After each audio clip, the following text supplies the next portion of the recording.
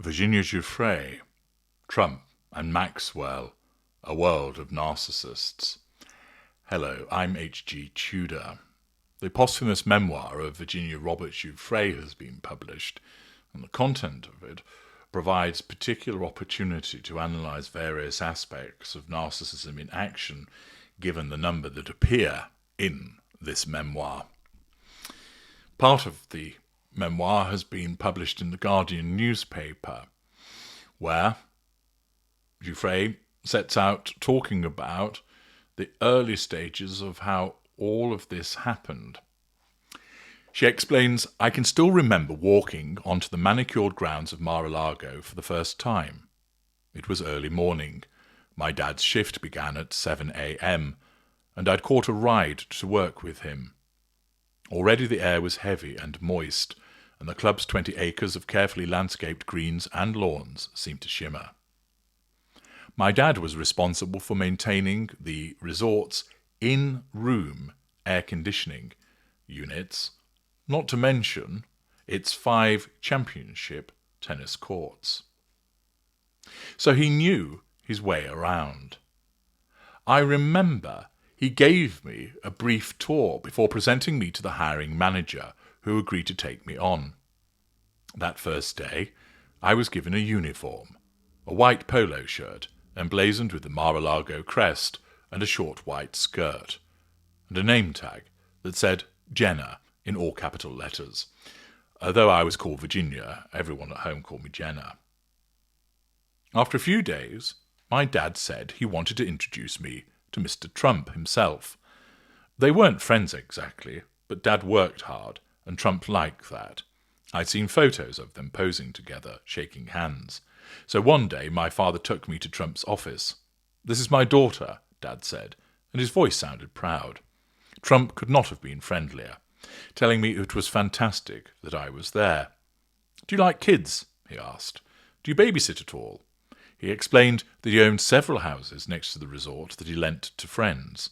Soon I was making extra money a few nights a week, minding the children of the elite. Now, pausing there, Trump naturally has been caught up in the controversy involving Epstein.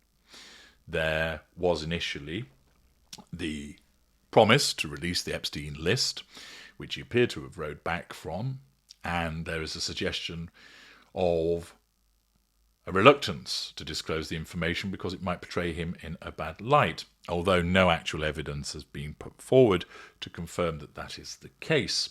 There's a lot of speculation that surrounds it. Here, as you know, I've explained separately that Donald Trump is a narcissist, and in this instance, she receives the veneer of him being pleasant towards her, because his narcissism recognises that that's the appropriate way to behave in that situation.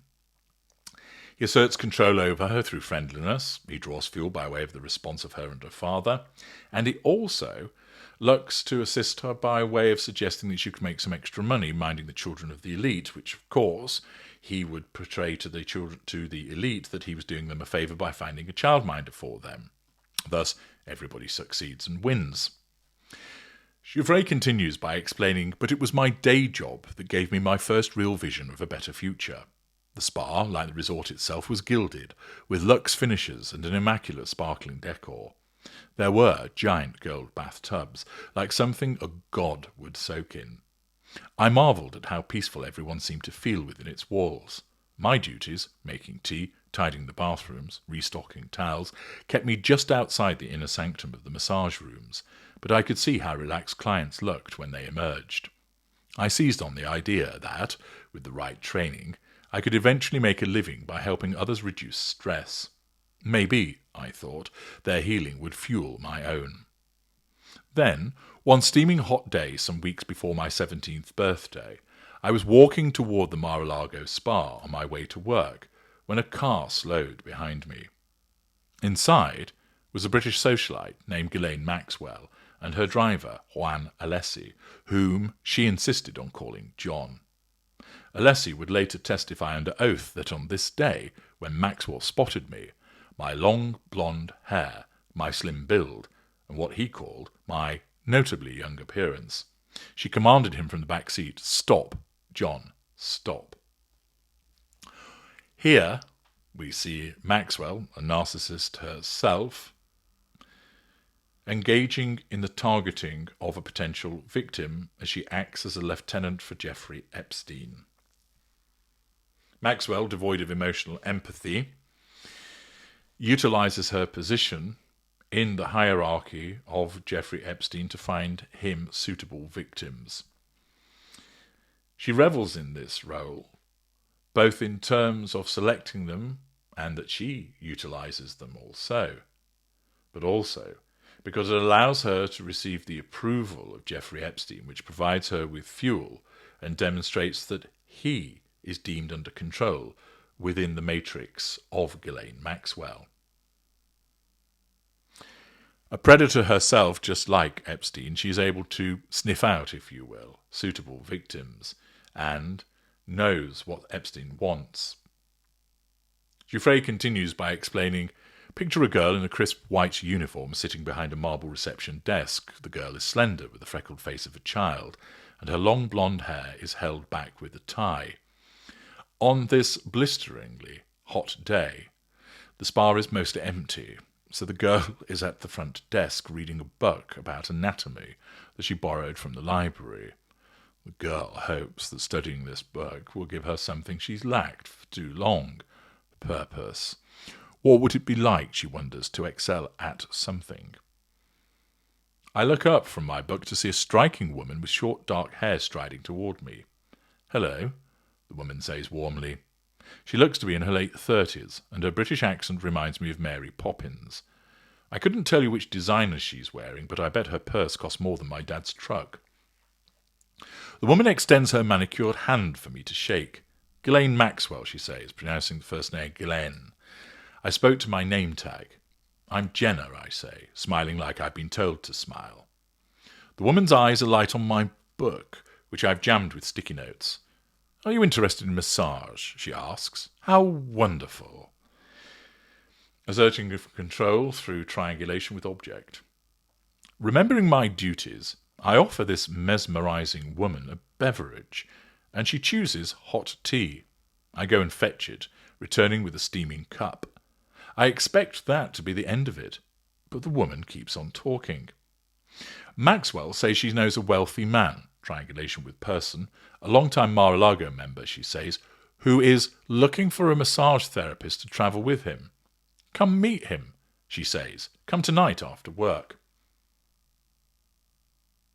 Notice how Maxwell is engaged in the recruitment exercise, that she is forward in that regard, that she talks in order to inveigle her way into the friendship with Giuffre, and then moves quickly to assert control by suggesting that there's a job available for her. Giuffre continues, even today, more than 20 years later, I remember how excited I felt. As instructed, I wrote down her phone number and her rich friend's address, 358 El Brillo Way. See you later, I hope, Maxwell said, waving her right hand by twisting it slightly at the wrist. Then she was gone. A few hours later, Dad gave me a lift to El Brillo Way. The drive took 5 minutes, and we didn't talk much. No one ever had to explain to my father the importance of making a buck. When we arrived, we found ourselves in front of a sprawling 2-story, 6-bedroom mansion. In countless TV documentaries, this house has been shown painted a tasteful white, as it was years later. But in the summer of 2000, the home we pulled up to was a garish pink, the colour of Pepto-Bismol. I jumped out of the car before my dad could turn off the engine, walked to the big wooden front door and rang the bell.